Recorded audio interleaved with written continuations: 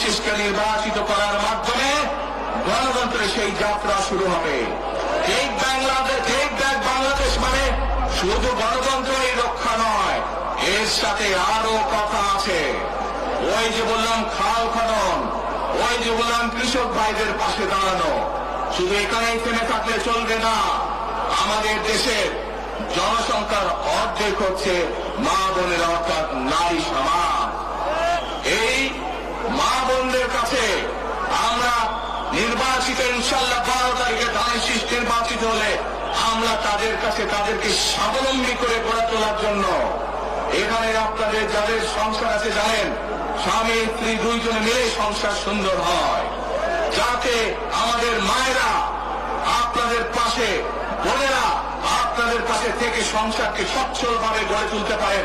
আমরা গ্রামে গ্রামে শহরে শহরে সকল দুস্থ পরিবার যারা আছে, মধ্যবিত্ত নিম্নমধ্য সকল পরিবার কাছে ফ্যামিলি কার্ড পৌঁছে দিতে চাই। এই ফ্যামিলি কার্ডের মাধ্যমে আপনার পরিবার, আপনার মা বা আপনার স্ত্রী, আপনার বোনের মাধ্যমে আপনার পরিবার সহযোগিতা পাবে। কিন্তু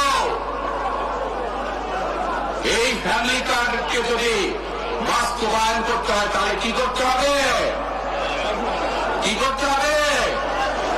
ধানের শীষকে জয়যুক্ত করতে হবে। পারবেন ইনশাল্লাহ।